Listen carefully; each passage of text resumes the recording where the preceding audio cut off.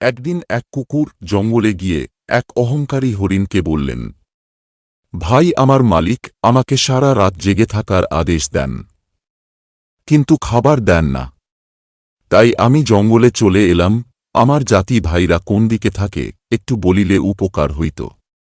হরিণ বলিলেন, তোমার মতো নোংরা কুত্তাকে আমি এত কিছু বলিব কেন? তোমরা মানুষের মলমূত্র ভক্ষণ করিস। আমার চেহারা দেখেছ, কত সুন্দর। যা যা, আমার কাছ থেকে দূরে সরে যা, তোর গা দিয়ে দুর্গন্ধ বের হচ্ছে। শুনে কুকুরের মনে বড়ই আঘাত লাগিল।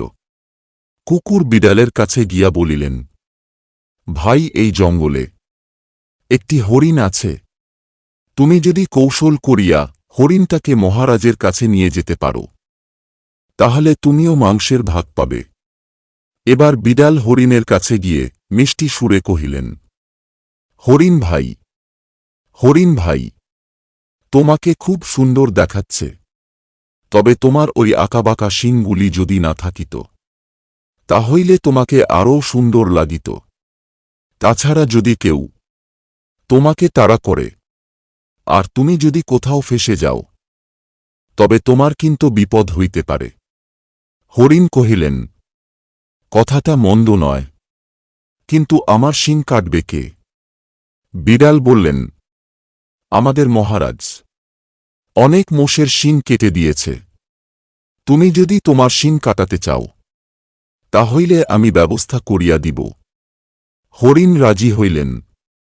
হরিণ মনে মনে ভাবিলেন, মহারাজের কাছে যাবার আগে আমাদের শিয়াল পণ্ডিত মশাইকে কথাটা জানাই।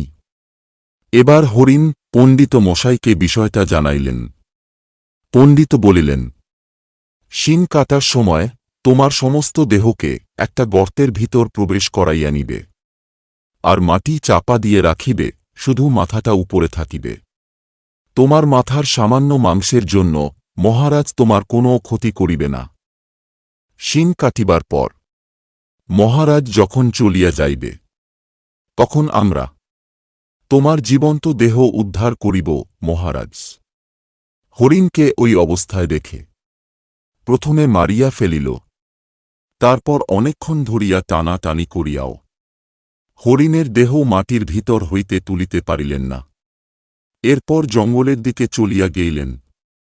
কিছুক্ষণ পর পণ্ডিত মশাই কুকুর ও বিড়ালকে সাথে নিয়া যথাস্থানের মাটি খনন করিয়া হরিণকে উপরে তুলিয়া তাজা মাংস ভক্ষণ করিতে শুরু করিলেন।